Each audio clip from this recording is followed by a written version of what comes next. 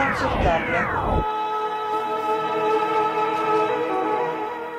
Une émission proposée par Hype FM.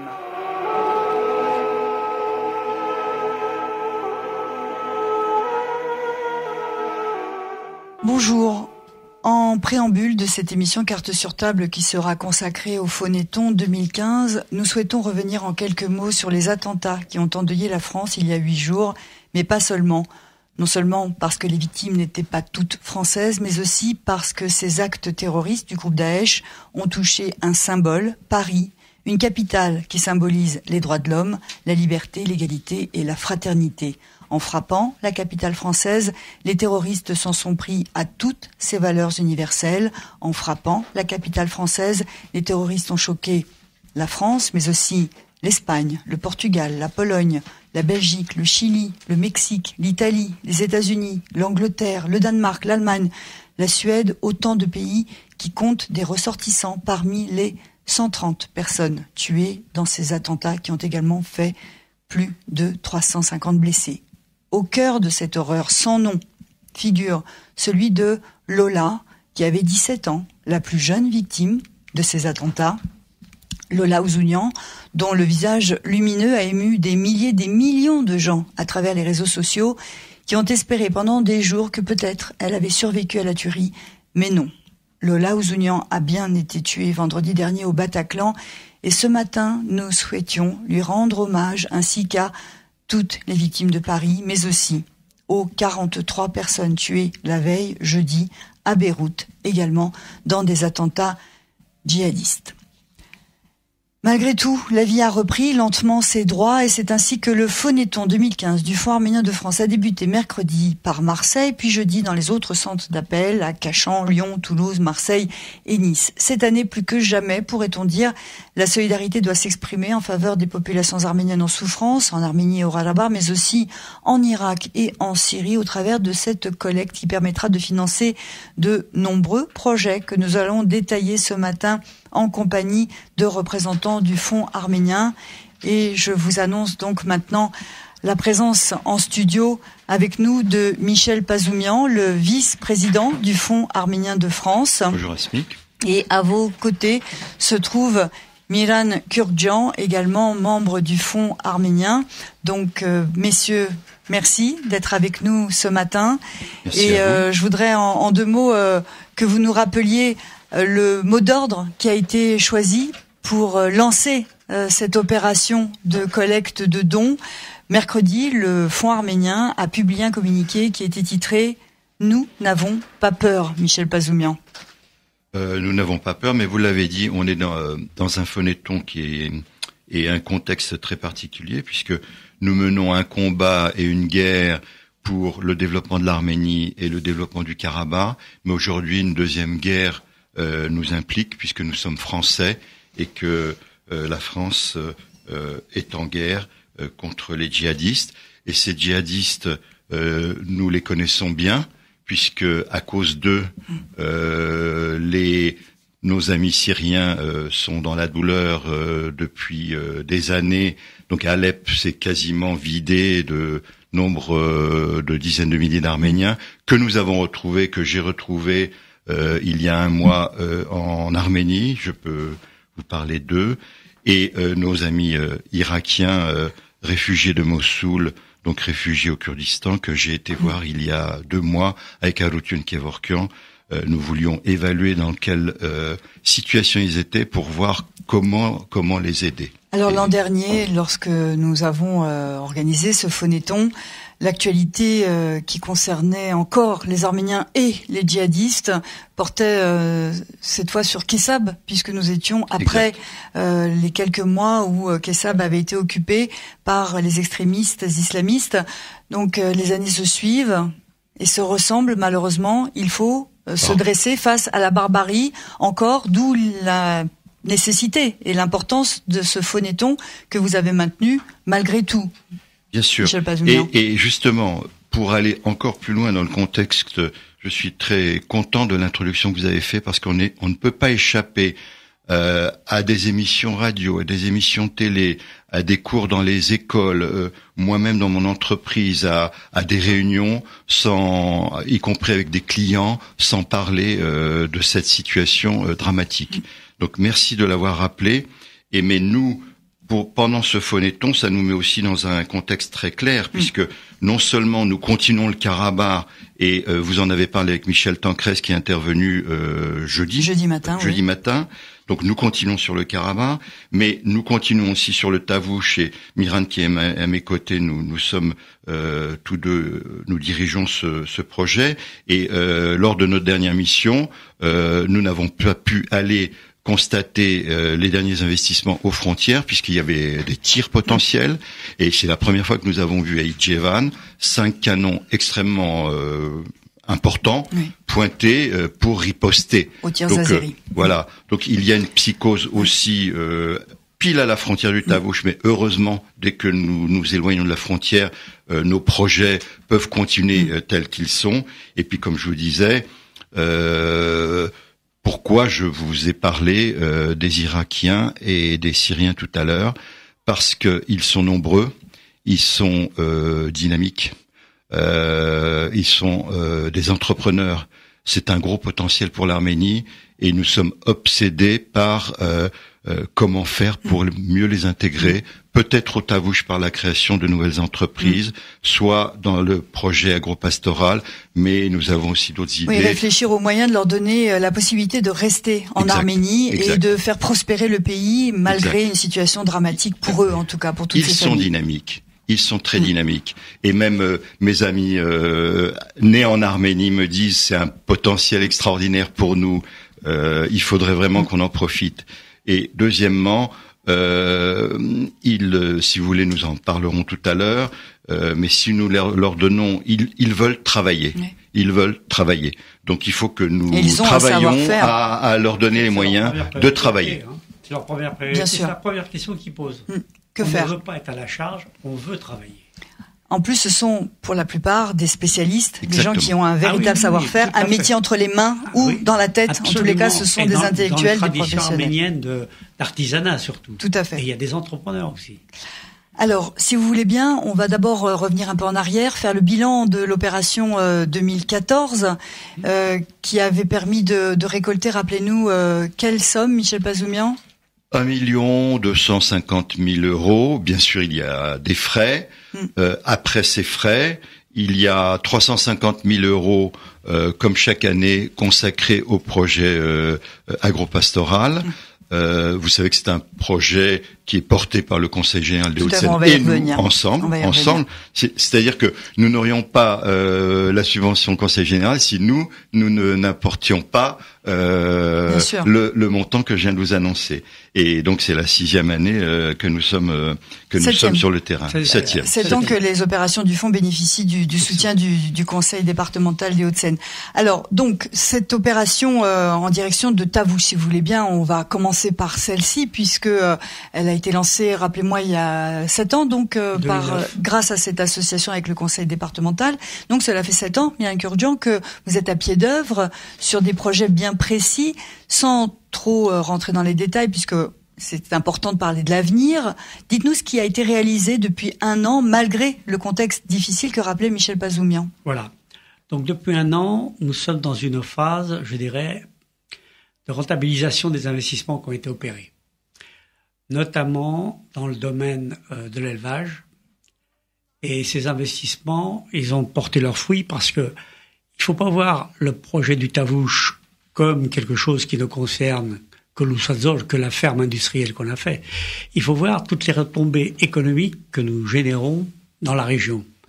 c'est un point super important parce que, comme je l'ai déjà dit précédemment, les besoins de la ferme de notre cheptel font que les gens ont repris les cultures et ça a redynamisé, je dirais, le monde paysan qui s'affaire pour apporter des foins, pour cultiver du maïs, etc. Donc ça remet la machine économique en route. Oui. Alors en ce qui concerne, je dirais, les objectifs de 2014, on avait comme objectif de mettre en place cette fromagerie d'une manière, je dirais, presque professionnelle, et que maintenant, l'objectif est de commercialiser la production de cette fromagerie. Alors, pourquoi une fromagerie? Je l'ai déjà expliqué, mais je peux le rappeler rapidement. C'est que ce que l'on veut à terme, c'est avoir une rentabilité économique, un équilibre économique. Or, c'est dans les produits laitiers, et ça ne sera pas forcément que dans les produits laitiers, parce qu'il nous faudrait aussi, je dirais, des extensions de développement dans sur des sujets à plus forte valeur ajoutée. Dans les objectifs 2014, nous avons fait de la formation, comme on s'y était engagé. Et ça a très bien marché grâce à l'intervention de René Casanjean, qui est un spécialiste basé en Normandie, qui est venu nous voir, qui nous a expliqué et qui a fait des cours, qui a construit la structure des cours. Et donc maintenant, nous avons des cours, je dirais, qui sont structurés par des slides, etc., dans le domaine horticulture, élevage, agriculture. Ça, c'est un point très important et c'est un point, je dirais, très délicat. Pourquoi? Parce que il faut se mettre à la place de la situation locale. Ils sont occupés par le quotidien, donc se former n'est pas leur priorité.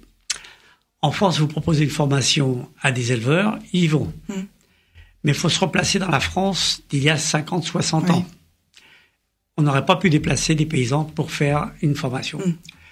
Donc là, c'est notre challenge. Voilà, c'est notre challenge qu'on a commencé l'année dernière, qu'on l'a, je dirais, concrétisé cette année en faisant toutes les formations et l'organisation de cette formation et le développement de cette formation, c'est pour 2016.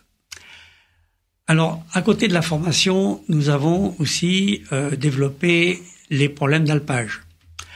Les problèmes d'alpage sont très importants parce que on a, je dirais, dans le domaine du Tavouche, ce sont des zones de bas pâturage. Or, il y a des alpages avec un potentiel énorme. Donc, cette année, nous avons fait une transhumance, une expérience de transhumance d'environ 50 bêtes qu'on a emmenées dans les alpages, avec des routes que l'on pensait être mises correctement en œuvre et qui finalement se sont avérées très difficiles. Donc cette expérience, je dirais, des alpages a été pour nous très bénéfique. Pourquoi? Parce que c'est de l'économie sur de la nourriture, c'est du dynamisme et c'est de l'exemplarité par rapport aux gens du village. Donc je dirais, nous avons ça c'est l'objectif de 2015 qu'on a rempli. D'accord. Est-ce qu'on parle tout de suite des objectifs 2016? Non, on va voir après. Je voulais quand même qu'on fasse un peu le point sur ce qui avait été poursuivi au Tavouche et également voir un peu dans les grandes lignes ce qui avait été alloué plus particulièrement à la Syrie, puisqu'il y avait une partie du Phonéton 2014 qui avait été réservée à cette aide aux Arméniens de Syrie, Michel Pazoumian. Alors, toujours. Sous quelle forme, quoi, en fait? Comment ça se passe? Nous continuons, puisque la demande avait été faite de compléter les salaires des professeurs et des animateurs d'école.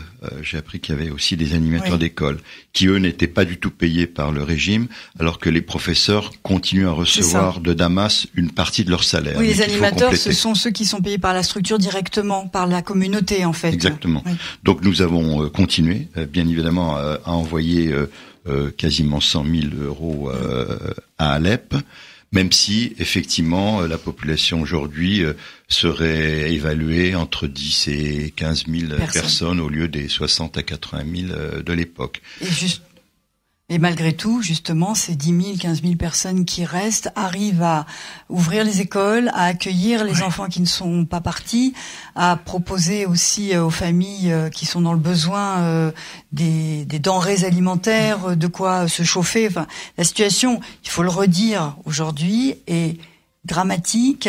Même si certains quartiers d'Alep ont été repris aux djihadistes et que les forces régulières reprennent un peu le contrôle, le coût de la vie a explosé, sans mauvais jeu de mots. Donc il faut encore et toujours venir en aide financièrement à cette population arménienne d'Alep. Donc c'était pour ça qu'il fallait quand même faire une parenthèse, même si cela va sans dire, il y aura encore une partie qui sera allouée aux Arméniens de Syrie. Alors, en Syrie, il y aura toujours une partie sur Alep, mais aussi sur Kessab. Puisque notre ami Gérard Karagosian vous en parlera tout à l'heure. Il revient de Syrie. Il vous parlera des besoins de Kessab tout à l'heure. Donc on reviendra vers la Syrie tout à l'heure quand nous serons en ligne avec justement, vous le disiez, Gérard Karagosian, qui est l'un des responsables du fonds, qui s'est rendu sur le terrain. Alors, nous allons un petit peu faire le tour des centres d'appel pour voir comment ça se passe, puisque cette émission a également pour vocation de dynamiser la collecte et de proposer à nos auditeurs d'appeler sans attendre le 0810. Parce que j'insiste sur le 10 parce que je sais qu'hier je me suis trompée, j'ai donné un autre numéro, j'ai donné le 0800, je m'en excuse. Donc 0810, je ne retrouve pas la suite, Michel Bazoumian et moi, voilà, 24, tout simplement. 0810 24 24 24.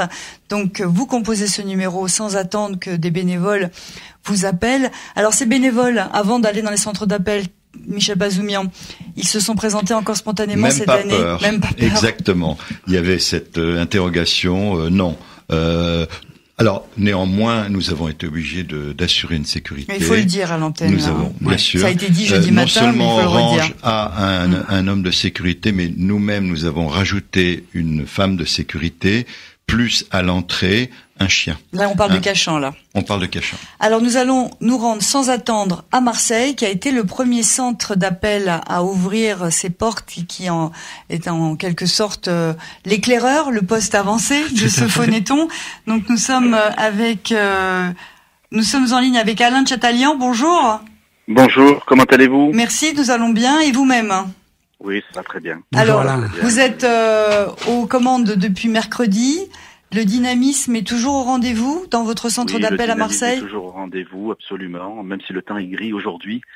Non, ça y est, là, on arrive au bout, c'est notre dernière journée aujourd'hui. Oui, parce que vous faites du mercredi au samedi, contrairement aux autres centres qui font jeudi à dimanche. On commence un jour plus tôt parce qu'on doit libérer la salle pour des raisons techniques le samedi soir. Et donc non, ça se passe bien. On est quand même satisfait parce que on arrive à joindre les gens. On est bien accueillis. En termes de bénévoles, effectivement, on avait la crainte que moins de bénévoles viennent parce qu'on était dans cette période un peu particulière. D'inquiétude, oui. Mais non, en fait, c'est similaire à ce que l'on espérait. On a eu beaucoup de jeunes qui sont venus. Alors on a fait en fait, la difficulté qu'on a avec les jeunes, en fait, c'est de les garder sur le plateau, parce que bon, ils ont beaucoup d'autres activités, et finalement, on se rend compte que les activités ne se sont pas du tout arrêtées, et que les gens vont faire du sport, vont dans les centres communautaires, etc. Et donc, quand ils viennent, ils restent 1 heure, ils s'en vont, parce qu'ils ont encore leurs activités. Ce qui est bon signe. Ça tourne. Voilà, donc ça veut dire que ça tourne, en fait. Et donc ils viennent, ils repartent, et ça nous fait des gens qui sont là, c'est vrai, un peu en pointillé, mais bon, de toute façon, même s'il reste qu'1 heure, à un moment donné, ils ont travaillé pendant 1 heure, et donc ça avance. Tout à fait. Et est-ce que vous avez reçu un accueil particulier cette année, compte tenu du contexte général? Est-ce que vous avez des propos à nous rapporter Oui, alors c'est clair que lorsqu'on parle de la Syrie et de l'Irak, le discours, en fait, c'est-à-dire que les bénévoles, je vois, ils récitent un peu l'argumentaire. Oui. Et puis, lorsqu'à un moment donné, ils citent, ils disent, cette année particulièrement pour aider nos compatriotes irakiens, c'est ah oui. Voilà. Et la conversation, je remarque souvent, elle s'interrompt. Et donc vous me mettez comme l'année dernière, ou je vous mets un peu plus, etc. Et donc ça se voit un peu sur nos dons chez les anciens donateurs, puisqu'on a progressé chez les anciens donateurs. Donc effectivement, l'idée de venir en aide aux Arméniens de Syrie et d'Irak touche directement les auditeurs. Voilà. Donc, alors j'hésite à leur dire de commencer par ça, parce que il faut être honnête, c'est pas la majorité de notre action. Ça sera pas la majorité de ce que l'on va utiliser en France cette année. Donc je laisse l'argumentaire comme il est. Mais dès qu'ils abordent ce sujet, c'est un sujet qui marque de suite, et je pense que ce qui s'est passé, on a bien fait de pas annuler le phonéton, on a bien fait de continuer, d'être là et de continuer comme si de rien ne se passait en fait. Eh bien, on va vous souhaiter une bonne fin de phonéton à Marseille. Merci. Je souhaite la même chose à tout le monde. Merci. Donc un appel à passer à tout le monde. Voilà, leur réserver le meilleur accueil à tous les bénévoles qui appellent les Arméniens. Je sais que c'est difficile parce que certaines personnes se plaignent d'avoir été appelées plusieurs fois. Oui. Mais bon, certaines personnes vont être appelées 10 fois peut-être dans le week-end. Mais bon, c'est aussi l'enthousiasme des bénévoles qui essayent à tout prix de compléter leur liste. Il faut le comprendre. Donc, si vous nous entendez qu'on vous appelle plusieurs fois, bon, c'est normal, c'est possible. N'en veuillez pas aux bénévoles. Ils essayent de faire le maximum pour contacter les gens. Et être dérangé au téléphone pour le phonéton, c'est un moindre mal compte tenu du contexte général également. Tout à fait. C'est pour une bonne cause. Merci. Donc voilà, c'était le message que je voulais faire passer aujourd'hui. Eh bien, merci Alain Tchatalian et bonne continuation à toute votre équipe. Merci. Au revoir. Au revoir. Alors effectivement, la collecte, Alain Tchatalian le disait, il faut pas mentir, elle n'est pas destinée aux Arméniens de Syrie et d'Irak, mais malgré tout, c'est un pourcentage. C'est un pourcentage. Donc si la somme est décuplée, automatiquement, la somme sera aussi décuplée pour les Arméniens de Syrie et d'Irak. Donc c'est important de le redire. Donc nous allons maintenant nous rendre dans une autre région. Nous allons voir quels sont les responsables qui sont disponibles entre Lyon, Toulouse. Alors cette année, pas d'appel à Nice, pas de centre d'appel à Nice. Non.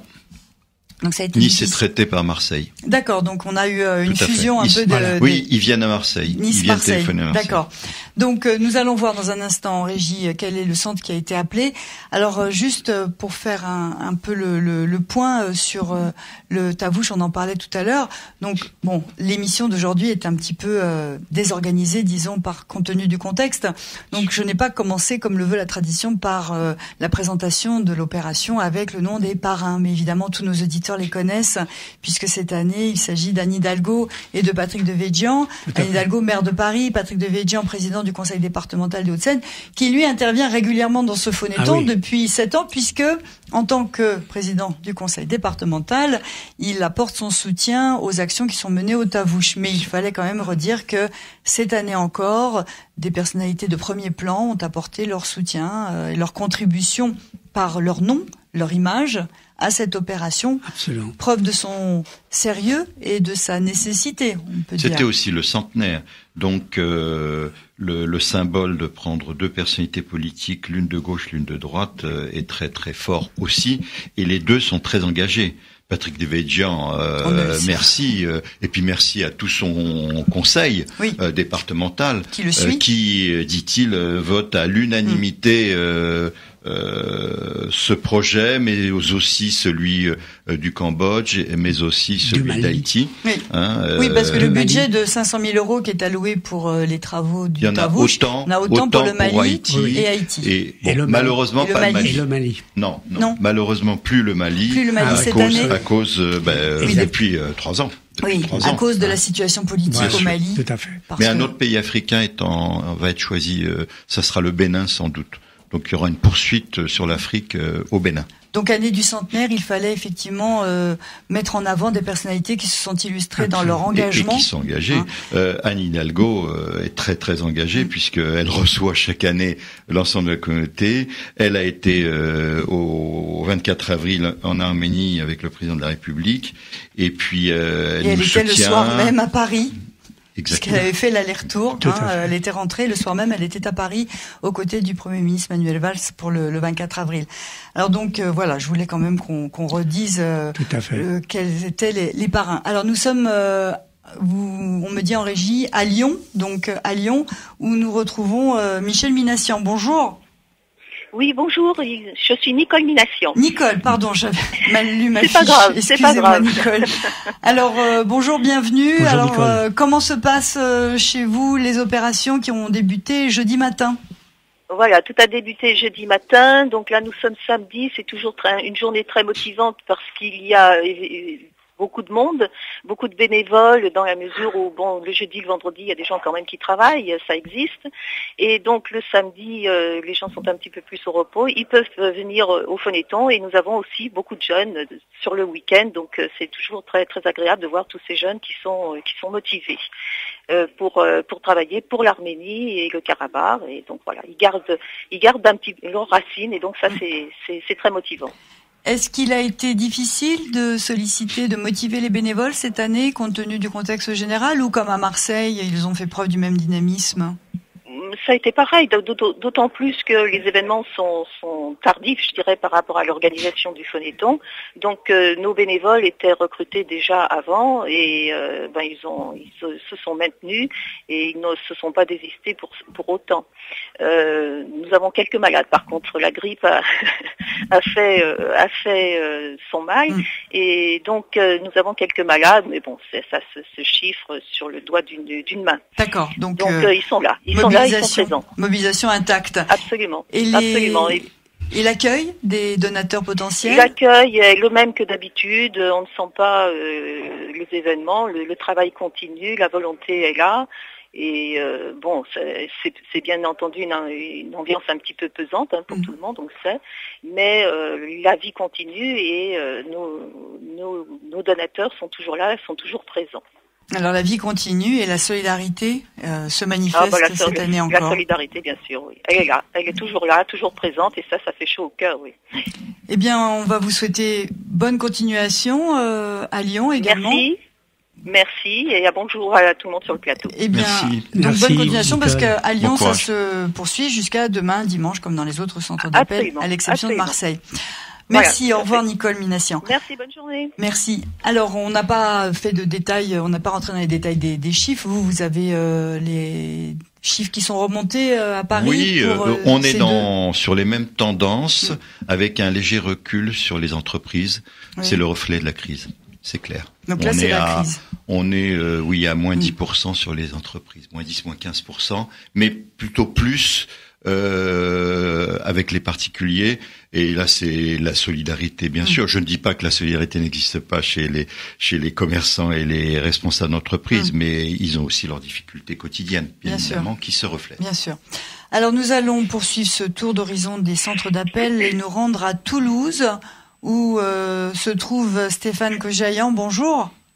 Bonjour à tout le monde. Alors, Stéphane. Comment ça se passe sous le soleil toulousain? Écoutez, le soleil toulousain, il pleut là actuellement, mais il a fait beau hier, avant-hier. Et donc on a démarré jeudi matin, comme chaque année, avec une petite poignée de bénévoles, aussi bien quelques retraités que des étudiants qui nous ont rejoints entre deux cours. Et donc on a pu en 2 jours, hier soir, on avait à peu près le même niveau que l'année dernière. D'accord. On avait atteint à peu près le même score, donc c'était encourageant, malgré la situation, le contexte que nous connaissons tous. Donc les gens sont évidemment un peu plus sensibles quand on évoque le soutien que l'on apporte aux Arméniens de Syrie, d'Irak. Donc ça, c'est un point qui retient leur attention. Évidemment, comme d'habitude, les parrains aussi, les parrains de cette année, particulièrement Patrick Devedjian et donc Anne Hidalgo, apportent une caution complémentaire. Bien sûr. Donc là, on est confiant et ce matin, le plateau est presque au complet et on a plus de 2% par rapport à l'année dernière. Donc la motivation est là côté bénévole et puis ça s'engage correctement en tout cas. Bien. Toulouse. Donc tout se passe bien malgré la situation. Les bénévoles étaient au rendez-vous et vous avez un bon accueil qui leur est réservé par les donateurs potentiels. Tout à fait. Je vous avoue qu'on a plus fait aujourd'hui, jusqu'à présent, les donateurs. mais aussi des ex-donateurs, des prospects. Mais bon, on est en train d'essayer d'assurer la base de nos donateurs, et puis en même temps à côté on prospecte pour élargir cette base, soit en essayant de ramener vers le Fonds arménien ceux qui avaient par le passé participé et qui avaient un peu suspendu leur aide, ou alors ça nous arrive encore, ça m'est arrivé hier, avant-hier, d'avoir de nouveaux prospects qui sont engagés, et pas avec des petits dons symboliques. Il y en a qui ont donné 150 euros, donc des prospects qui découvrent le fonds ou qui souhaitent en tout cas s'engager à nos côtés. Donc ça rassure toutes les C'est encourageant, effectivement, c'est encourageant. Eh bien, voilà ce qu'on peut dire pour le plateau de Toulouse. Eh bien, merci Stéphane Kojayan, et comme aux autres centres, bonne continuation jusqu'à demain, dimanche, pour ces opérations du Phonéton. Au revoir. Absolument. Au revoir Stéphane, merci. Donc c'est important de signaler qu'il y a de nouveaux prospects qui se manifestent. Moi-même, parce que, j'en ai eu hier. Combien d'années ça fait que ce Phonéton existe? Presque 15 ans, une quinzaine d'années. Mais moi-même, effectivement, je découvre dans ma vie professionnelle tous les jours des Arméniens qui n'ont pas forcément un nom avec un yan, et donc lorsque on leur donne notre journal et qu'ils voient l'utilité du travail de terrain, j'avoue que relativement facilement on arrive à capter des nouveaux prospects qui n'étaient pas au courant. Alors, on le disait depuis le début de cette émission, le Phonéton est aussi dédié aux Arméniens de Syrie et d'Irak. Lorsque les personnes sont contactées par les bénévoles, elles marquent un intérêt soudain, plus affirmé, on va dire, au discours qui est tenu par les bénévoles lorsqu'il s'agit de la Syrie et d'Irak. Et vous avez pu suivre par l'intermédiaire de l'un de vos membres la situation sur le terrain. Donc nous sommes en ligne avec Gérard Karakosian qui s'est rendu récemment en Syrie. Gérard Karakosian, bonjour. Oui, bonjour à tous. Alors vous êtes, j'explique à nos auditeurs pourquoi il y a du bruit derrière vous, c'est que vous êtes au centre de Toulouse en ce moment. Oui, d'où l'animation. Sur le plateau de Toulouse. Voilà, sur le plateau de Toulouse, d'où le bruit qu'on entend derrière vous. Donc on va essayer quand même de bien, voilà. Si vous pouviez vous isoler un peu pour qu'on vous entende correctement. On va demander aux gens de parler plus doucement à côté. Voilà, pour qu'on puisse profiter de votre témoignage. Alors, dites-nous, où vous êtes rendu en Syrie récemment? Alors en fait, c'était un voyage, c'est un voyage privé, avec quelques parlementaires et des représentants d'associations. Il y avait des représentants d'associations des chrétiens d'Orient. Et donc nous nous sommes rendus à Beyrouth, de Beyrouth à Damas par la route, et de Damas en avion sur l'Atakié. À l'Atakié, nous avons eu la chance de rencontrer donc des représentants de la communauté arménienne de Kessab, et entre autres le maire, Basken, et avec des amis à lui, et nous aurions souhaité aller jusqu'à Kessab, mais en fait on n'a pas pu aller jusqu'à Kessab pour des raisons de sécurité. Mais ceci dit, avec le maire de Kessab, nous avons énormément échangé, nous échangeons encore. Hier, j'ai reçu un mail, entre autres, du maire, parce que j'avais demandé une liste des médicaments dont ils ont besoin, parce qu'il m'avait dit qu'on manque de médicaments. Donc j'attends cette liste, et le Fonds arménien va donc pourvoir à cette demande. D'accord. Et nous allons vraisemblablement assez rapidement envoyer les médicaments demandés par cette communauté. Voilà.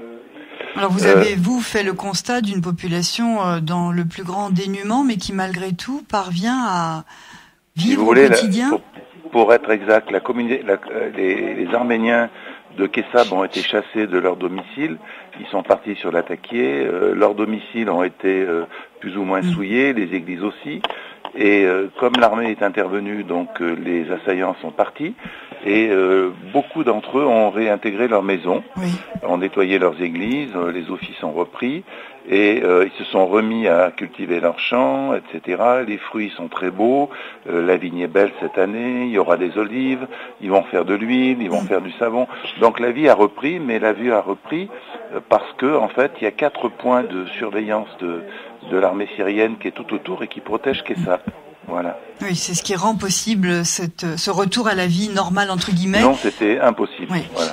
Donc effectivement, les récoltes ont eu lieu en septembre et on a pu rentrer les foins, oui. Bien, ça voilà. se peut pas Alors en plus, ce sont des gens qui sont pas non plus alarmistes et qui se peignent pas. Donc quand on leur pose la question, ils disent toujours non, mais tout va bien, on s'organise, les écoles sont ouvertes, on a repris les cours, etc. Donc ils essayent de transmettre un message qui ne soit pas trop alarmiste. Mais donc il faut s'inquiéter pour eux, en fait. Il faut s'inquiéter pour eux. Et absolument, c'est exactement ça. S'inquiéter à leur place.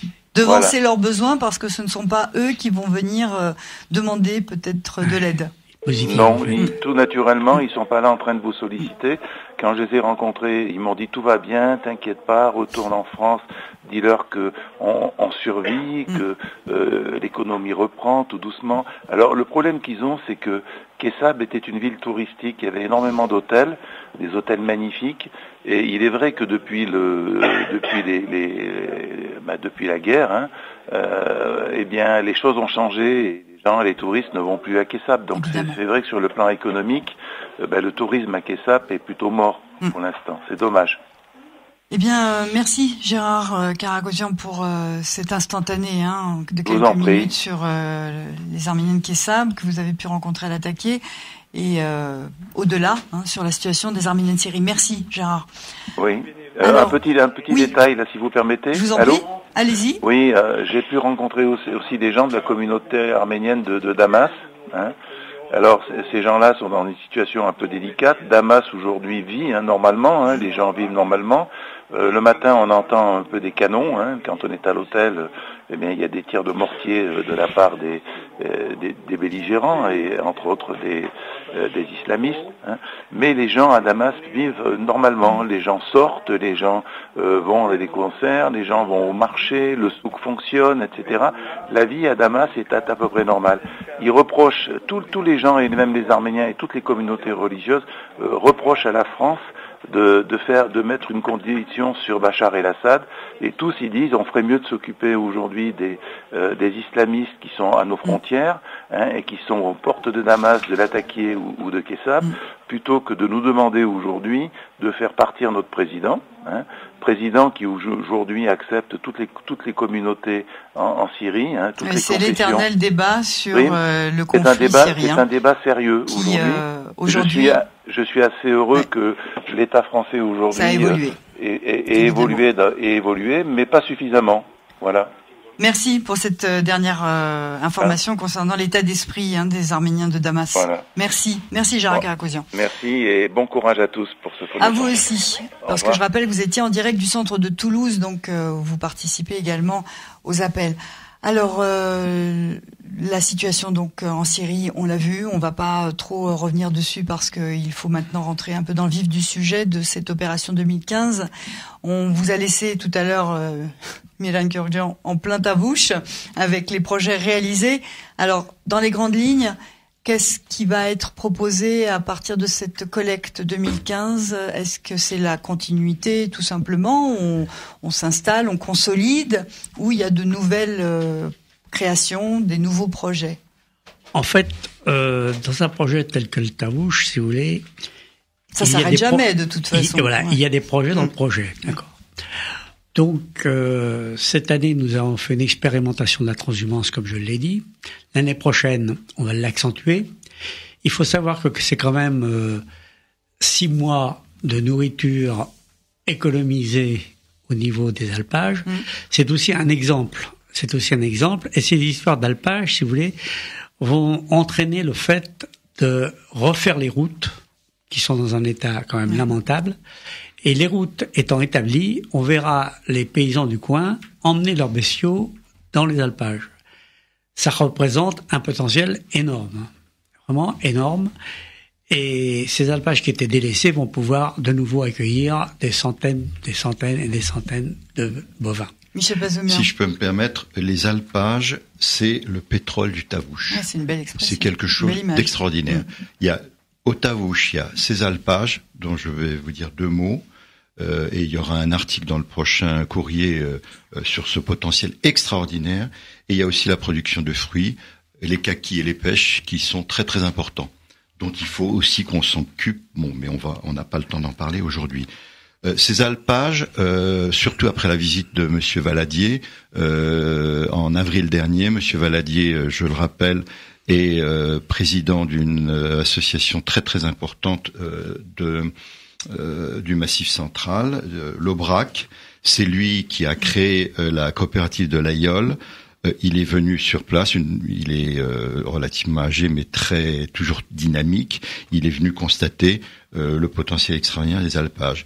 Les alpages du Tavouche, c'est minimum 5000 hectares, ça veut dire 5000 bêtes. Et vous verrez dans l'article que nous sommes en train de rédiger pour le prochain journal que c'est un potentiel de 600 à 800 000 euros de chiffre d'affaires, de vente de lait et de production de fromage et de vente de viande à l'issue donc des 5 mois d'alpage d'été. Donc c'est un potentiel absolument extraordinaire. La Banque mondiale est intervenue. Elle est intervenue en améliorant l'accès à l'électricité et surtout en creusant des puits. Donc sur ces 5000 hectares, il y a suffisamment de puits pour que 5000 vaches laitières puissent monter. Et aujourd'hui, il y en a à peine 1000. Et surtout, comme il n'y a pas de route suffisamment bien damée, nous ne pouvons pas aller chercher le lait pour ensuite en faire du fromage. Donc il suffirait... C'est une chaîne. Pardon ? C'est toute une chaîne. Toute une chaîne. Vous verrez notre prochain article avec 120 000 euros, mais malheureusement on n'en aura pas les moyens dans ce phonéton-là. Donc on va voir comment réunir cette somme. Avec 120 000 euros, on répare cette route. Et si on répare cette route, ce sont 5 000 vaches potentielles et 600 à 800 000 euros potentiels. Pourquoi, Michel Pazumian, vous n'aurez pas les 120 000 euros ? Parce que les budgets sont déjà consacrés, déjà dépensés. Notamment, il y a une facette d'amener la ferme actuellement de Los Azores à un niveau industriel, vraiment industriel. Et je dirais, notre objectif est de mettre 150 bovins laitiers, c'est-à-dire ça fait à peu près 250 têtes de bétail à nourrir, à loger, à entretenir.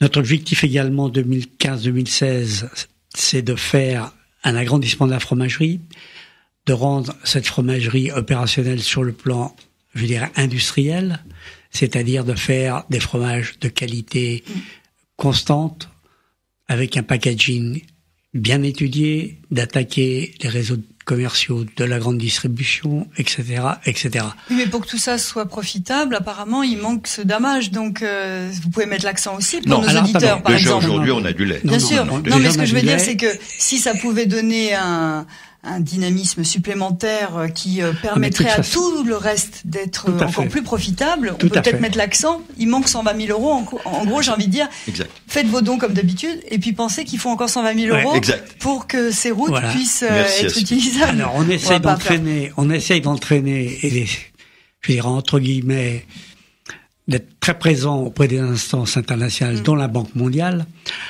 Mais c'est assez difficile, je dirais, de les convaincre, parce qu'ils croient toujours avoir fait quelque chose, mais en fait, on s'aperçoit que sur 10 km de route, il vous en manque 3. C'est ça, c'est leur parti normalement, effectivement. C'est leur parti. La banque aussi euro-asiatique pour le développement qui peut permettre de financer ces grands travaux. Alors le Fonds arménien, donc, je dirais, est très attentif et, je dirais, essaye d'être très présent, avec un petit peu de pression si possible, auprès de ces organismes. D'accord ? Donc, tout par rapport aux objectifs, que vous posez la question des objectifs 2016, on a en ce moment entrepris l'agrandissement de la fromagerie, de manière à avoir les espaces de conservation, de fabrication, des normes de sanitaires, etc. Et ça, c'est un point, je dirais, qui est, je dirais, fondamental, parce que on est dans un monde rural qui était habitué à faire, je dirais, d'une manière familiale des produits laitiers. Et là, il faut passer à un stade supérieur, c'est-à-dire une qualité commercialisable. Et ça, c'est un point super avec important. Des normes d'hygiène, de surveillance, de packaging, etc. Évidemment. Donc ça, c'est un point, je dirais, quel combat de 2016. Alors, en dehors de ce grand chantier qu'est le Tavouche pour le fonds arménien depuis des années, il y a également le Rarabar, qui est l'autre point qui figure en priorité dans les actions du fonds arménien. Alors, nous serons dans un instant avec Michel Tancresse, qui d'habitude nous accompagne en studio pour nous présenter les actions du fonds arménien au Rarabar, mais qui aujourd'hui, exceptionnellement, se trouve au centre d'appel de Cachan. Donc, quand nous allons avoir Michel Tancresse en ligne, nous allons faire d'une pierre deux coups, faire avec lui le point sur les actions au Rarabar et voir où en sont les appels, où en est la collecte au centre de Cachan. Alors, je voulais revenir un instant sur les routes, parce que vous parlez beaucoup des routes qui sont évidemment, j'ai envie de dire, le nerf de la guerre, comme on dit, fondamental. Comment se passe l'entretien des routes? Parce que la belle route Goris-Stepanakert, qui a été financée par le Fonds arménien de France, souffre aujourd'hui, comme toutes les routes goudronnées, des aléas du temps et de l'utilisation. L'entretien, il est géré par qui? Par l'État? C'est l'État. Les grandes routes jusqu'à la porte des villages, c'est l'État. Mais à partir de la porte des villages, donc les villages, vous le savez, les chemins et les trottoirs sont défoncés. C'est donc les villages eux-mêmes. Et vous savez que les villages aujourd'hui commencent à avoir des budgets alloués, mais pas suffisamment pour effectivement entretenir. Alors après, tout dépend du maire. Il y a des maires dynamiques qui mobilisent leur population, qui dament avec des outils rudimentaires, etc., etc. Mais est-ce que régulièrement vous injectez des fonds dans la réparation? Je revient encore sur cette route Goris-Stepanakert qui présente beaucoup de trous aujourd'hui, parce que depuis le temps qu'elle est construite, on imagine. La route Goris-Stepanakert et ensuite la route dorsale, à un moment donné, nous la confions à l'État. Oui. C'est à l'État de la réparer. Donc si l'État ne prend pas ça en charge... l'État a toujours des problèmes de budget. Parce que pour vous, j'imagine quand même que ça doit être douloureux de voir cette magnifique réalisation qu'a représenté cette première route qui a désenclavé le Rarabar, qui a permis de relier l'Arménie au Rarabar en quelques heures, ce qui a représenté un progrès c'est une aorte, c'est l'aorte. Considérable, de la voir aujourd'hui assez abîmée. On imagine que pour vous, ça doit être néanmoins utilisable. Néanmoins utilisable. Après, le Marsbed local, l'autorité locale met des sparadraps, bien sûr, pour réparer. Il faut bien voir que malheureusement, le budget des routes en Arménie doit être énorme, parce qu'on est dans un pays de haute montagne et la moindre fissure dans la route l'hiver, la glace éclate la route. On n'est pas au Cambodge, par exemple, c'est clair. Il faut aussi rappeler que dans un pays comme la France, l'entretien et la réfection des routes représentent un poste inimaginable dans le budget des collectivités territoriales, et qu'on comprend que dans un pays comme l'Arménie, cet argent, il manque. D'où la nécessité de poursuivre sur ces routes avec la collecte du fonds, mais pas seulement. Donc, vous essayez en fait de mener tous azimuts vos actions. Le fonds arménien est quand même confronté à une multitude de projets. Et même des fois dans un projet, il y a des sous-projets du pas prévu à réaliser. Et vous êtes obligé de faire des choix en permanence. On est obligé de faire des choix en permanence. On est obligé en découvrant des urgences, on est obligé d'aller à ces urgences. Donc, il y a du prévu non réalisé, mais il y a aussi beaucoup de réalisé qui n'étaient pas prévus. Et ça, c'est à nous de jongler avec le budget. Et globalement, en ce qui concerne le projet du Tavouche, on tient bien la route. On a même très largement élargi notre action. Elle était normalement cantonnée à une quinzaine de villages. Et puis à un nombre d'années plus réduit au départ. C'était pas un projet sur 2-3 ans? Non, c'était illimité dès le départ? Non. Vous n'étiez pas fixé de limite? Ça, ceux qui ont rêvé que ça serait 3 ans, je peux vous dire qu'ils étaient vraiment au paradis, parce que c'est pas du tout ça. Un développement économique régional, ça se fait pas en 5 ans. Non, je disais pas que ça serait terminé au bout de 3 ans, mais que vous aviez circonscrit l'idée à 3 ans pour passer ensuite à autre chose, peut-être. Un simple exemple. Étant donné la dynamique pastorale que nous avons introduite, c'est nous qui faisons le prix du foin de la région. Le foin est déterminé par nos achats et nous, on paye toujours un peu plus le foin que dans le reste de l'Arménie. Bientôt, c'est nous qui allons faire le prix du lait de la région. Et on le paiera 10 drachmes de plus que le prix normal que Ashtaragat et d'autres entreprises viennent acheter. Mais regardez, c'est une région bourrée de potentiel de kaki. Nous avons nous-mêmes distribué des semences d'arbres il y a 5 ans. Ces arbres commencent à donner des fruits, des centaines de kilos, et il faut les commercialiser. Eh bien, on a tout simplement déjà au mois de septembre été obligé d'organiser une première collecte de kaki, d'acheter des cajots qu'on n'avait pas prévus, de faire venir d'excellentes professionnels de la plaine d'Ararat qui savent donc organiser le cajot pour que la qualité le fruit ne s'abîme pas. Et l'équipe est en train de travailler pour vendre ça à Erevan. Vous voyez, mais c'était pas prévu. C'était pas prévu. Enfin, c'est prévu, mais je dirais la stratégie globale, elle est prévue, si vous voulez, et elle est bien suivie. La problématique, c'est que, comme je le disais tout à l'heure, il y a des points d'urgence où il faut aller et il faut le faire. On n'a pas le choix. On n'a pas le choix. Et par exemple, on va lancer pour l'année 2016 la collecte de lait. Alors la collecte de lait, c'est une opération qui va être très bénéfique aux petits producteurs de lait. Pourquoi ? Parce qu'ils auront tout de suite de l'argent. Et ça, pour un petit paysan, avoir tout de suite du cash au quotidien, apporter la traite de ces 2 vaches à un centre de collecte, c'est urgent pour lui. C'est important. Ils viennent avec 5 litres de lait. Pour eux, c'est ils en recueillent tout de suite le bénéfice. Exactement. Donc c'est important. Et ça, c'est une politique qui est très très importante parce que ça va jusqu'aux pauvres, aux gens qui sont en nécessité. Voilà. Dans le plus grand besoin. Alors, je vais donner 2 numéros de téléphone à nos auditeurs. Je vais leur rappeler qu'ils peuvent appeler le 0810 24 24 24 pour faire leur promesse de don sans attendre l'appel des bénévoles qui se trouvent un peu partout en France, à Cachan, Lyon, Marseille, Toulouse. J'ai oublié, Marseille, Lyon, Cachan, Toulouse. Il me manque une 5e ville. Marseille, je l'ai dit, je sais plus. Donc c'est bon.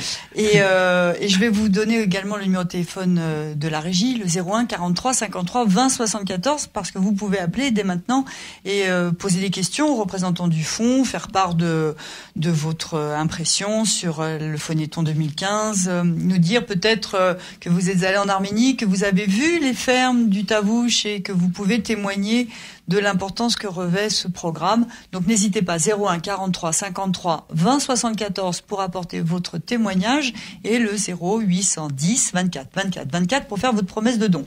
Alors je le disais, nous allons nous rendre au centre de Cachan maintenant, où se trouve Michel Tancrez, avec lequel nous allons faire un point sur la collecte et évidemment un point sur les actions au Rarabar, puisque Michel Tancrez est le représentant permanent du Fonds arménien au Rarabar. Michel Tancrez, bonjour. Oui, bonjour. Alors exceptionnellement, vous n'êtes pas avec nous en studio cette année, puisque vous êtes à pied d'œuvre au centre d'appel. Alors déjà, dites-nous. Et je suis à côté de Madame Vartagnan. Que nous allons prendre dans un instant. Bonjour. Effectivement, nous allons lui parler également dans le cours de cette émission. Mais alors dites-nous tout d'abord, Michel Tancrez, comment se passe la collecte au centre de Cachan ? Au centre de Cachan, on est un petit peu plus que l'an passé. Donc là, on est sur Paris à 466 205 €. D'accord, donc plus de promesses de dons recueillies depuis jeudi matin. Un peu plus de 10 000 € de mieux. D'accord. Et du côté des bénévoles, les plateaux, ça a pris, ça a été doucement le démarrage, mais maintenant les plateaux sont occupés, donc c'est bien. Donc il n'y a pas eu de ralentissement, d'essoufflement cette année par rapport aux événements, tout le monde a répondu présent? Oui, tout le monde a répondu présent, donc c'est bien. Au niveau des bénévoles, c'est très bien, mais bon, j'espère que ça va continuer jusqu'à la fin. A priori, ça devrait. En général, le week-end, ça se passe très bien. Oui, le week-end, il y a beaucoup de monde. Voilà. Alors, Michel Tancrez, donc vous êtes en poste, je pourrais dire, au Rarabar depuis combien d'années? Redites-le nous, parce qu'on s'en lasse pas. Dites-nous depuis combien d'années vous vivez au Rarabar? C'est la 12e année qu'on habite au Rarabar en famille. Donc vous êtes la vigie du Fonds arménien sur place. Vous j'essaye de visiter tous les villages, voir les besoins et après faire le suivi des travaux. Alors l'an dernier, vous nous aviez longuement parlé des centres des centres de quartier, des maisons de quartier qui redonnent vie au village du Rarabar, des lieux où il y a à la fois de l'administratif, mais également de l'animation, des lieux de vie, des lieux de soins également. Que ça soit le cœur de la cité. Alors vous poursuivez sur ces projets ? Oui, donc on en est le 20e au Rarabar, donc 14 financés par le Fonds arménien de France avec le gouvernement d'Arsar. D'accord. Donc cette année encore, à partir de la collecte 2015, le programme du Fonds au Rarabar, ce sont ces centres communautaires. Les centres, on cible cette année, en accord avec le gouvernement, la région d'Adrout, dans le sud. D'accord.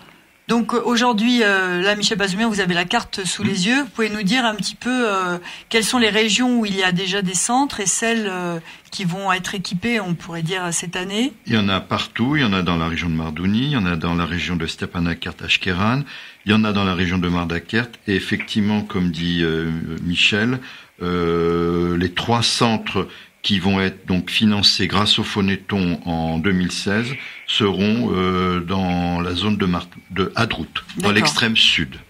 Sud. Donc là, aujourd'hui, pratiquement tout le Rarabar est équipé, couvert par ces centres, Michel Tancrez. Oui, il y a encore des besoins importants, évidemment. Mais bon, c'est bien. C'est bien. Alors, qu'est-ce que vous pourriez dire, quel bilan on peut tirer là depuis un an sur la situation au Rarabar et l'action du Fonds ? On va parler déjà. Bon, le plus gros projet, c'est pas les centres communautaires. Actuellement, on a ouvert notre école professionnelle, donc l'inauguration le 19 septembre. Maintenant, on a 72 élèves pour les métiers du bâtiment. Donc alors, une école d'apprentissage qui est unique au Rarabar. Hein. Oui, l'apprentissage.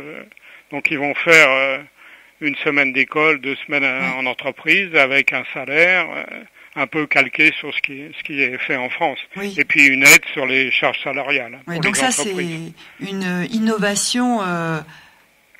innovation exceptionnelle. Il n'y a pas de mot, en fait, pour décrire cette école. On travaille bien en partenariat avec des centres de formation d'apprentis de France, que ça soit Saint-Étienne ou Rueil, Malmaison. Les gens, il y a 10 jours, là, on avait 5 personnes de Saint-Étienne qui étaient venues pour nous donner un coup de main, faire un peu un audit et puis... Former. Alors cette école d'apprentissage, elle porte le nom d'un donateur... de Yesnik Mozian, qui était le légataire, qui nous a fait un legs de 2 millions d'euros pour cette... Donc c'est important de le signaler pour redire à nos auditeurs qu'ils peuvent eux aussi faire des legs et ensuite marquer dans la pierre, j'ai envie de dire, la mémoire de leur famille et graver un nom pour le porter à la postérité, en quelque sorte. Grâce au travail entrepris par notre directeur, Soulen Kevorkian, il travaille beaucoup, qui suit cette affaire de legs. Michel Tancrez, un dernier mot avant de vous libérer ? Non, mais je peux dire aussi qu'il y a de gros besoins en distribution d'eau sur le Rarabar. Oui. Ça, c'est très important, quoi. Mais bon, on a ciblé les centres communautaires, mais j'espère qu'on aura un peu d'argent pour faire, notamment à Talich, dans le nord du Rarabar, faire la distribution d'eau. Ah, j'ai vraiment un tableau avec tous les villages où il y a besoin d'eau. Oui, c'est vraiment très important. Et l'eau, c'est la vie. L'eau, c'est la vie. C'est ce que vous aviez déjà lancé pour l'Arménie elle-même. Oui. C'était le slogan du Phonéton il y a quelques années. Merci Michel Tancrez. Je vais vous demander de nous passer Madeleine Bartagnan, tout à fait. Alors on le disait, un legs Yesnik Mozian a permis d'ouvrir cette école d'apprentissage à Stepanakert. D'autres legs ont permis d'autres projets d'aboutir, et notamment je ne vous entends pas bien là. Celui mené au nom de Madeleine Bartagnan. Alors Madeleine Bartagnan, vous nous entendez ? Je vous entends. Voilà, oui, je vous entends. Là. Vous nous entendez ? Oui. Oui. Alors je le disais, grâce à des legs, d'importants projets peuvent voir le jour en Arménie et au Rarabar. Et vous-même, vous avez permis l'ouverture d'une école, donc d'un centre communautaire, pardon. Donc, je vous laisse nous faire part de votre témoignage parce que vous étiez présente et vous avez. Oui, je suis partie au mois de juillet pour inaugurer ce centre communautaire, dont le but essentiel était surtout de m'adresser aux enfants. Parce que je pense que l'avenir passe au départ par les enfants. Alors je suis très sensible aux enfants et surtout à leur éducation. Donc mon projet était essentiellement communautaire, centre communautaire, école. Voilà, parce que je pense que tout passe par la culture, par l'éducation, et auquel je suis très sensible. Je suis française, d'origine arménienne 100%. Mes parents étaient rescapés du génocide arménien et je voulais donc, en mémoire d'eux, faire un centre communautaire à leur nom et remercier aussi la France qui nous a éduqués. Et je voulais que cette culture que j'ai reçue, elle se pérennise également en Arménie à travers ses enfants. Ils ont été formidables et ils sont extraordinaires, merveilleux, chaleureux. J'ai retrouvé toutes mes origines en les voyant, ils étaient gays, ils chantaient, voilà, donc c'est ça le bonheur et je dois dire que ces enfants m'ont beaucoup plus apporté, comme je dis, qu'un papier que j'ai signé, ce qu'on appelle un chèque, et ça n'a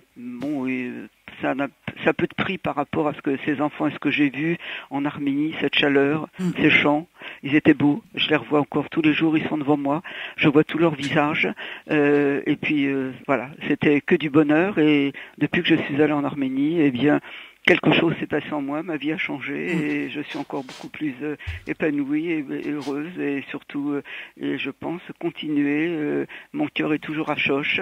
Alors justement, on n'avait pas précisé où se trouve le centre communautaire que vous avez contribué à créer. C'est près de la capitale, près de Stepanakert, à Soch. C'est à une demi-heure de route de Stepanakert, oui. C'est ça. Donc c'était pour que nos auditeurs situent un petit peu la région dans laquelle c'est à une demi-heure de route de Stepanakert. C'est ouvert.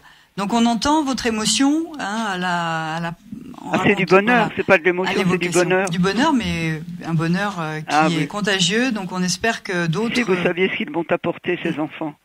Je voudrais que tout le monde ressente ça, que tout le monde fasse la même chose. Voilà, à petite échelle, il n'y a pas de hiérarchie. Il n'y a pas de hiérarchie. C'est dans les petites choses, dans les petits pas qu'on fait évoluer. Voilà.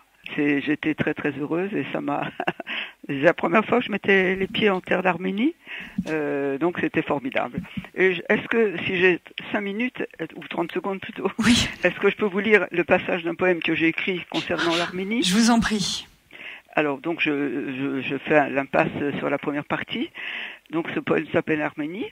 Et alors je ne sais rien de toi, de ta splendeur passée ni de tes rois. Comment relever la tête et te chercher dans les charniers à jamais dispersés, alors que le monde en te reniant t'assassinait une seconde fois. Le Créateur qui de toi se détourna, criera-t-il vengeance à Allah pour enterrer tous tes morts dans les pardons et les alléluia? Où voyez-vous désormais, ombre légère, membres mutilés redevenus poussière, poussière d'étoiles ou corps apaisés, reposez-vous en paix dans vos âmes éthérées. En réparant l'oubli qui fut ton tombeau, retrouverai-je dans ces oripeaux ton rire, tes chants, tes danses, le jasmin embaumé, la caresse du vent le soir à la veillée, ou bien quelques complaintes de ce là-bas, de cet Orient dont je garde la nostalgie, berceau de mes ancêtres chéris. Quelle sentence exiger pour ce trépas? Quelle condamnation infliger à ce peuple turc amnésique de son passé, et dont les descendants des meurtriers ne concèdent ni reconnaissance, ni mea culpa? Voilà, alors il y a toute une suite que je ne... Voilà, merci. Voilà, c'est ce que je voulais faire passer à l'antenne. Merci pour ce poème, merci pour votre action. Un dernier mot, Mylène Kurkdjian, pour Madeleine Martagnan. Oui, simplement dire, écoutez, ce que vient de dire Madeleine, je la connais très bien, Madeleine. Écoute, Madeleine, tu viens de dire quelque chose de très très beau, et je connais ta joie d'avoir fait ce projet. Donc c'est un exemple à donner vraiment à tout le monde pour ressentir la même joie. Voilà. Eh bien, merci et encore bravo. Alors, merci à tous vos auditeurs et que tout continue et beaucoup de succès pour l'Arménie. Merci. Alors 0810 24 24 24 pour faire vos promesses de dons et puis réfléchir évidemment à cette possibilité de faire un legs qui permettra à d'autres enfants, à d'autres familles de vivre en harmonie, dans les meilleures conditions possibles. Puisque ces centres communautaires, Michel Tancresse nous en avait longuement parlé l'année dernière, ramènent la vie dans les villages et permettent aux jeunes, un point de fixation. Voilà, aux jeunes, aux plus âgés, d'avoir un lieu où se retrouver, ce qui est indispensable. Voilà, indispensable. Alors, cette émission rentre dans ses derniers instants, donc on va revenir sur un point important, Michel Pazoumian. Les réfugiés d'Irak. Les réfugiés. Nous sommes donc allés avec Arutun. La demande était d'évaluer combien de gens de Mossoul avaient été chassés. Nous y sommes allés avec notre amie Élise Borossian, qui nous a bien drivé, et après elle nous a quittés. Nous sommes restés plus longtemps avec Arutun. Élise Borossian dirige l'association Chenong à Vicenne, avec deux camions sur place, 7 médecins dans chaque camion qui passent dans les camps. Sur le traitement de la douleur, elle agit sur la douleur. Nous lui avons déjà d'ailleurs fait un don de 10 000 euros en juillet dernier. Elle a besoin de 10 à 20 000 euros de médicaments par mois. Oui. Donc c'est ce que nous allons continuer à l'aider, bien sûr. Bon, sur place, donc vous lirez ce qui est rédigé dans le journal. Sur place, nos Arméniens ne sont pas dans une situation désespérée. Contrairement aux Yézidis, qui sont eux dans une situation absolument désespérée, nos Arméniens, l'église de Bagdad a donné comme mot d'ordre aux petites communautés de Erbil, Dohuk et Zako de les accueillir dans les maisons et de les aider, et non pour éviter les camps. Donc nos Arméniens ne sont pas dans des camps. Oui. Ils sont aussi non seulement accueillis par les familles arméniennes locales, les 3000 Arméniens locaux, que par des amis assyro-chaldéens. Toutes ces communautés vivent ensemble. La situation de nos amis d'Irak est la suivante. Ils savent qu'ils ne retourneront plus jamais à Mossoul. Parce que ce qui vient d'arriver, c'est-à-dire l'adhésion des sunnites d'Irak à Daesh, se préparait largement précédemment. L'un des responsables, par exemple, d'Erbil, qui vivait à Mossoul, a été enlevé 2 fois dans les années 2005-2006. Il a été tabassé. Ils ont payé une rançon. Donc il était, lui, déjà parti sur Erbil pour pouvoir monter ses garages à Erbil. Et d'ailleurs, il fait partie de ceux qui aident avec des sommes conséquentes à l'approvisionnement alimentaire des réfugiés.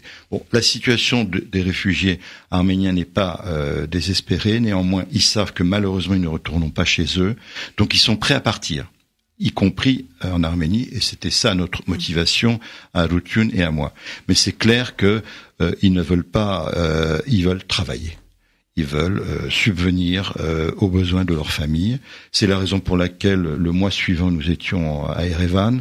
Nous avons rencontré les associations, d'ailleurs yézidis. Il faut que je vous dise que dans le monde, le seul pays qui accueille les yézidis et qui défendent l'identité yézidi, c'est l'Arménie, avec ses 120 000 yézidis. Les responsables de la communauté yézidi sont extrêmement reconnaissantes au gouvernement arménien de défendre leur cause. C'est le seul pays où leur cause est défendue. Nous avons rencontré nos amis syriens, dont le potentiel est énorme. Celui des Irakiens l'est aussi, mais il faut qu'on crée du travail. C'est l'une de nos idées, la création d'un fonds d'investissement. Pour monter ce fonds d'investissement qui ferait des prêts de 20 000, 30 000 euros pour créer des ateliers de fabrication de cajots pour nos fruits, de packaging pour nos fromages, voire beaucoup d'autres petites activités nécessaires en Arménie et que Syriens et Irakiens peuvent gérer. il faut que nous leur prêtions de l'argent à un faible pourcentage.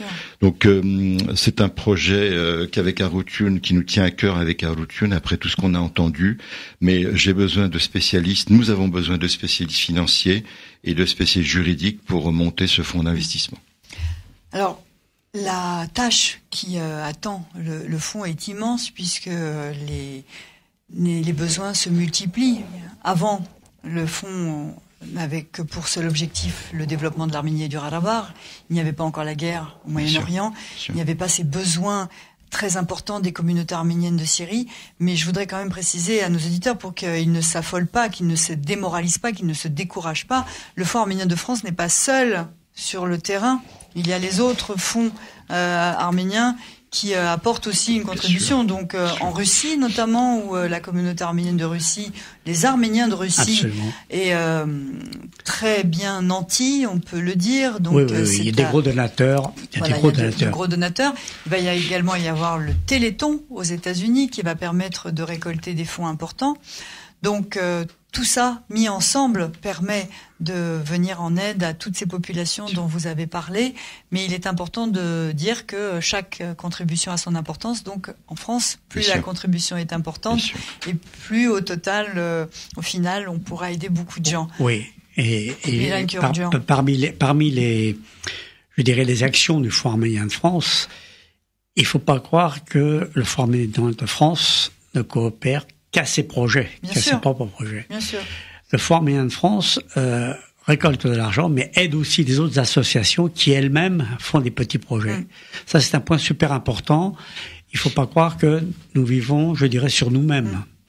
Nous sommes très ouverts aux autres associations. Et Michel, tu pourras en dire quelques mots. Bien sûr, les autres associations, dont les associations de jeunes. Nous soutenons tous les étés toutes les associations de jeunes qui vont sur le terrain, qui ont des petits besoins, mais qui permettent de construire de reconstruire des écoles. Et cet été, c'était très agréable, parce que l'UGAB voulait aussi faire du rural et de l'agriculture, et donc on les a accueillis à Louzatsor pendant une semaine. Ils ont logé chez l'habitant. Il paraît que c'est un grand bonheur pour eux. Et puis ils nous ont aidés à la ferme, en plantation, ils ont enlevé des cailloux, ils ont damé le sol, etc., etc. Oui, donc il y a DA Connexion, l'UGAB Jeune, le projet Yelgish du Nolseloun, il y a également AYO, et puis les jeunes protestants, je crois, dans les associations, les 5 associations de jeunes qui présentent chaque année leurs projets réalisés et leurs projets à venir. Tout à fait. Je crois que c'est important de souligner parce que on a l'impression qu'il n'y a que le Fonds arménien de France, mais le Fonds arménien de France est le parrain aussi d'autres associations. Et le Fonds arménien de France n'est pas tout seul. Donc, il y a Chêne. Non, mais pas tout seul. Il y a les autres fonds. Il faut le redire, parce que nous avons reçu hier sur IPFM le président, le directeur exécutif du Fonds mondial, du Fonds arménien monde, je sais pas comment il faut le dire, qui a donc présenté un petit peu de façon plus synthétique, je dirais, tous les projets qui peuvent être réalisés par l'intermédiaire du fonds. Parce que vu d'ici, on a l'impression que il y a peu d'actions à la hauteur des 1 500 000 euros quand même qui sont récoltés, mais vous travaillez à côté des autres fonds qui mènent d'autres projets, d'autres écoles, d'autres hôpitaux. Enfin bon, grâce à ça, tout le monde apporte sa pierre à l'édifice. Et puis il y a les autres associations arméniennes de France, la Croix-Bleue, Chêne, etc., qui eux aussi interviennent dans des villages, dans des régions, en complément bien sûr de nous. Alors en conclusion, qu'est-ce qu'on pourrait dire à nos auditeurs avant de rendre l'antenne? Le mot d'ordre cette année, c'est continuons. La solidarité n'est pas un vain mot. C'est plus que continuer, puisque nous avons subi en France ce choc du 13 qui a des implications politiques énormes. Nous savions que les avions russes, depuis 1 mois et demi, sécurisaient les régions dans lesquelles nous avions nos Arméniens, les autres chrétiens, etc. Il a fallu ces terribles attentats de vendredi dernier pour que la communauté internationale comprenne qu'il fallait collaborer tous ensemble pour essayer de juguler ce problème. Bien évidemment, ce problème a pour conséquence les fameux réfugiés dont on a parlé tout à l'heure, dont il faut qu'on on ne peut pas, nous ne sommes pas un État, nous n'avons pas les moyens de subvenir à tous les besoins, mais on va essayer de créer des petites exemplarités, et je reviens sur la création de petites entreprises. Je vais pas rentrer dans ce détail, on aura peut-être l'occasion de faire une émission complète sur ce sujet, mais nous allons essayer à notre petite échelle d'ouvrir des portes et créer un petit modèle économique qui permettrait une intégration des Syriens et des Irakiens. Exactement. Sur ce modèle-là. Exactement, entre autres. Mais un simple exemple, si je peux me permettre.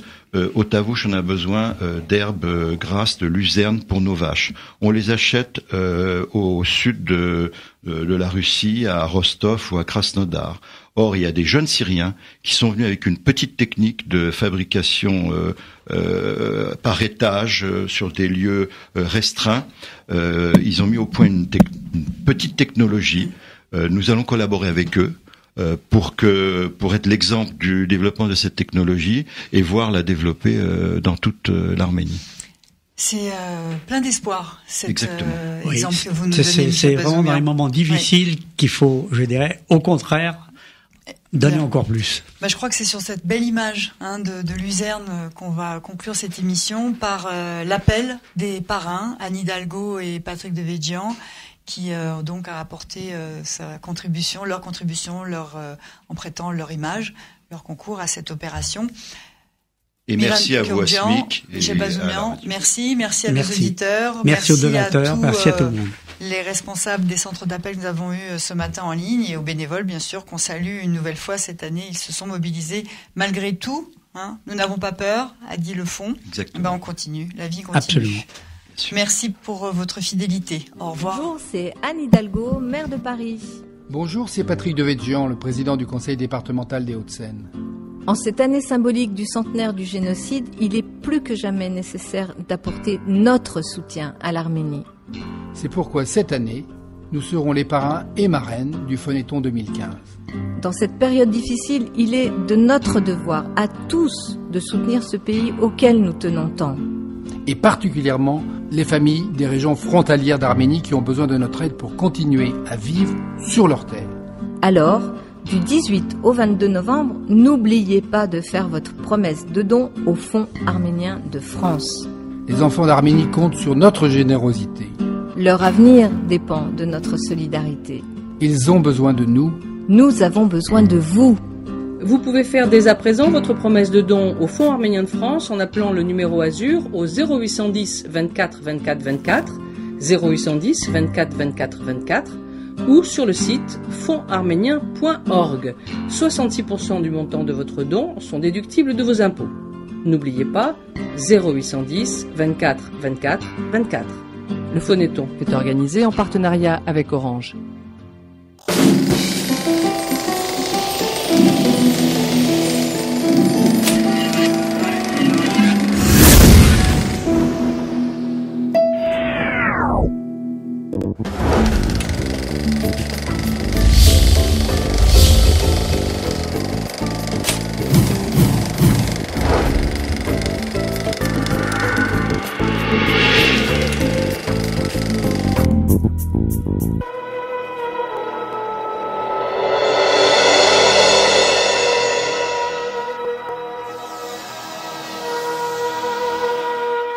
Carte sur table.